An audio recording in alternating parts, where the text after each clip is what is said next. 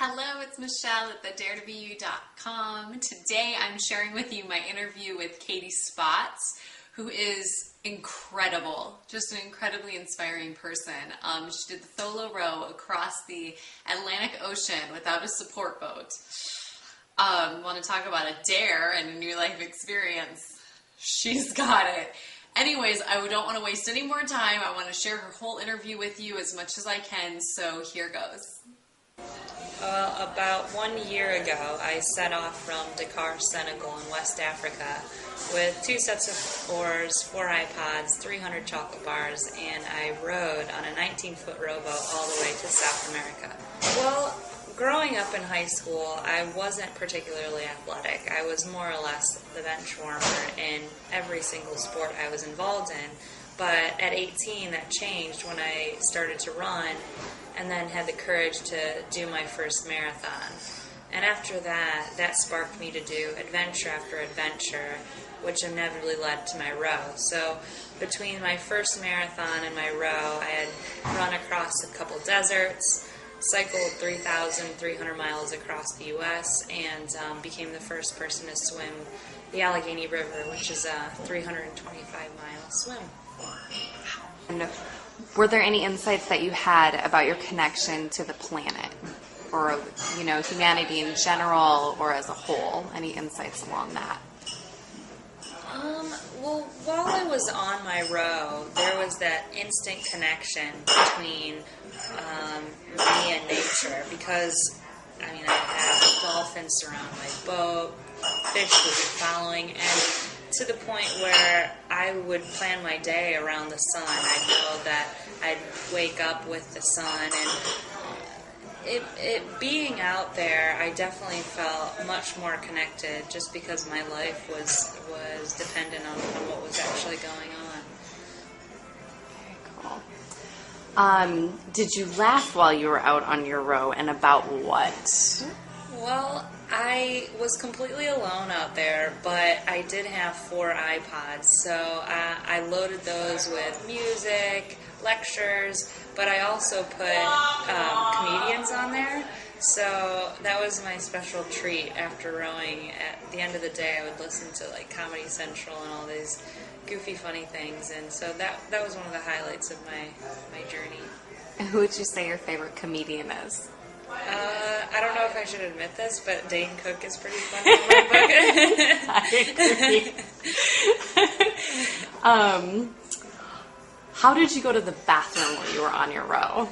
Well, because you were strapped in, right? Like you were fully strapped in the whole time, or what was the? How did you go to the bathroom? Okay, the bathroom. Well, I wasn't strapped. Like I had a harness so that if I got chucked out of my boat, I would still be attached. But it wasn't luxurious by any means, so it was as simple as bucket and chuck it. Can you please share the cause for your great accomplishments? Sure. So about 3 years ago, I was living in Australia, and they were experiencing extreme drought. So I started to see signs about water restrictions, and I was studying environmental science in Melbourne, and so I remember my professors in class saying that the wars of the future are going to be on water, not oil, and in some countries that's already the case. So I started to think about water. And coming from the Midwest, it's something that I've always taken for granted.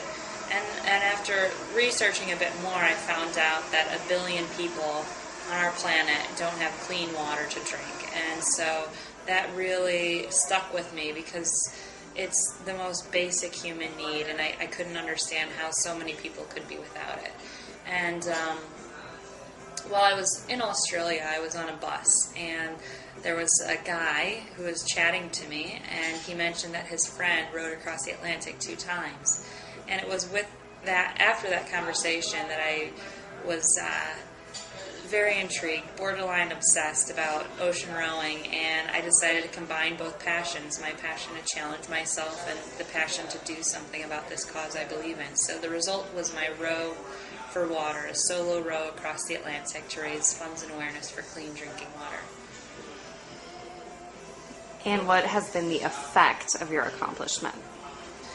Well, now, 1 year after the row, my original goal was to help 1,000 people or raise $30,000. One $30 donation helps one person get clean drinking water for life. So my original fundraising target has been tripled, and over $100,000 has been raised. So I'm pretty stoked about that one. What inspires you to continue to grow, transform, and essentially inspire other people to do the same thing? I'm definitely curious. So when I complete one event, I get curious to see what else is possible. But I think that what really helped me get where I am today is having the courage to try and having the courage to put myself in situations where I could likely fail. I think inspiration is pretty simple. It comes in all shapes and sizes, and I am really inspired by people who are passionate and live passionate lives. And that doesn't mean they have to be rowers or runners, but people who just wake up every day and follow their own passion. What are the hardships you have had to overcome to be the person you are today? Right. We can start with that. One of the biggest challenges that I had to face in my life, and especially during my adventures, is doing something that not necessarily everyone else is excited about. My parents aren't boaters, they aren't sailors, they aren't adventurers by any means, and we are very different. And at first I thought that they didn't love and support me because I wanted to do these types of things, but it was actually love and support in a different form. They loved me so much that they didn't want to see me in harm's way. And so all throughout my life I have been trying to do things and go on a path that not necessarily everyone has been excited about.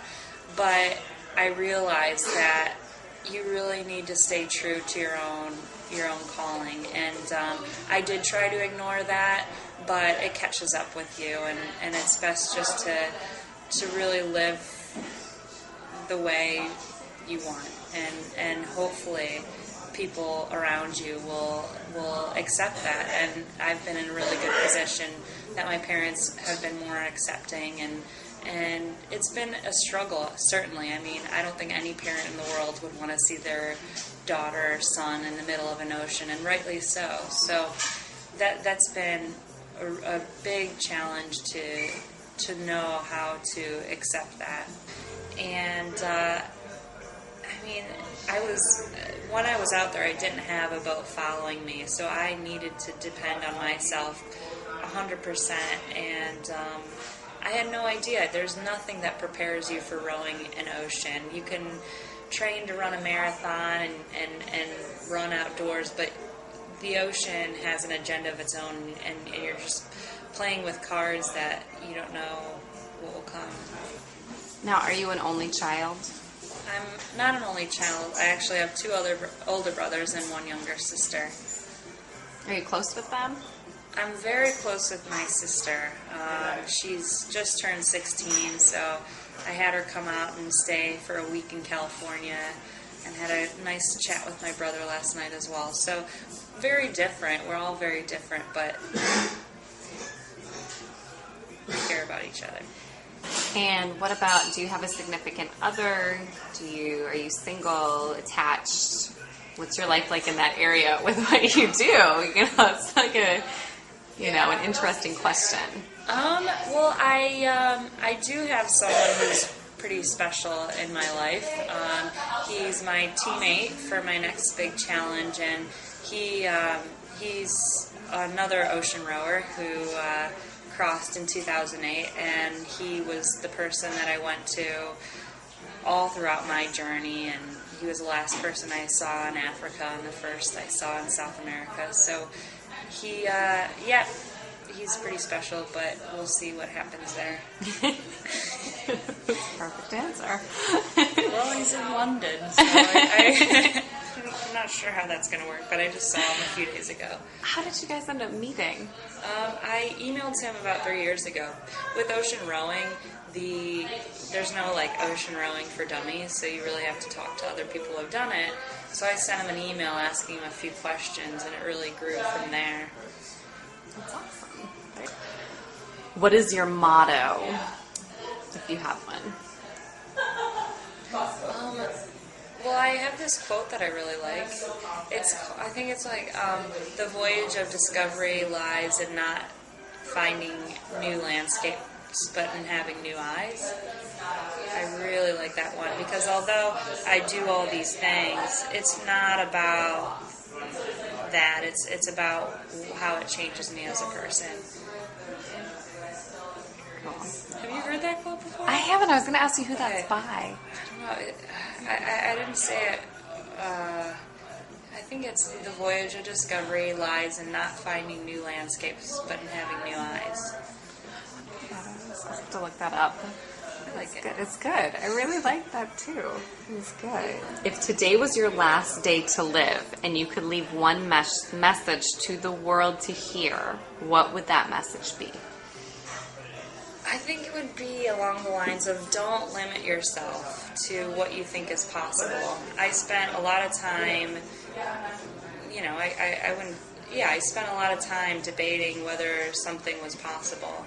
Like my first endurance event, that was the real challenge, getting my head on straight and saying to myself, yes, I can, and I can do this. And that's what the real challenge is. So I think that people should question and challenge those thoughts that limit themselves from doing whatever it is they want to do. How can other people step up in their own lives in a bigger way to make a change? I think that there's no way I would have been able to do any of this without surrounding myself with supportive people. And so I think one thing that people can do is make sure that they're surrounding themselves with people that they'd want to be. Where can people find out more information and donate towards your cause? Well, my next adventure is called Ride for Your Lives, and the website is rideforyourlives.com, rideforyourlives.com. Thank you for watching. I hope you are as inspired by her as I was, and I hope you take that inspiration into your heart, into your life, and share it with everyone else around you. This is Michelle at thedaretobeyou.com. Thank you for watching. Please subscribe to my channel, check out the website, and have an amazing day.